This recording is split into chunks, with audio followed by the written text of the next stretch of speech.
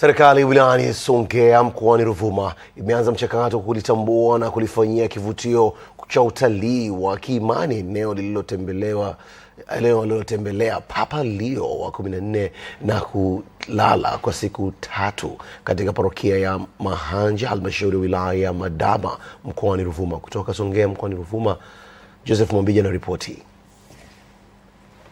Katika parokia hiyo ndipo papa huyo alilala kwa siku 3 katika chumba kidogo kwenye parokia ya Mahanje, ambapo mkuu wa wilaya ya Songea Bwana Willy Mandile ameitembelea na kusema, sisi tumeona kwamba kama serikali ya wilaya lipo jambo la muhimu kabisa, kwanza kutambua eneo hili kwamba limebeba historia, lakini la pili tunao wajibu wa kutangaza.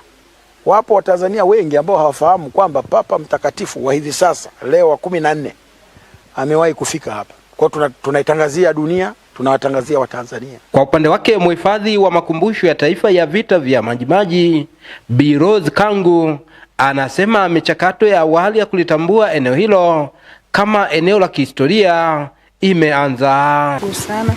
Kwa kweli ziara ya leo nimeifurahia sana kufika eneo la Mahanje, mahali ambapo Papa Leo wa 14 alifika kutembelea katika eneo hili na alilala kwa siku 3. Naye paroko msaidizi wa parokia ya Mahanje Padre Gorgoria Mahundi anathibitisha Papa Leo wa 14 kulala katika parokia hiyo. Alikwenda pia Songea kutembelea askofu.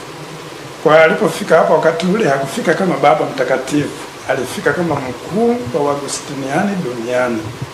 Na kwa wakati ule kitabu chetu bahati mbaya sijui amekiweka wapi, alikisaini mle kama Prevost. Prevost ni jina lake kwa sababu alikuwa haja kuchaguliwa kama Baba Mtakatifu.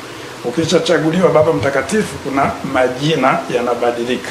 Kwa hiyo baada ya hapo ndo akawa anaitwa Baba Mtakatifu au Papa Leo wa 14.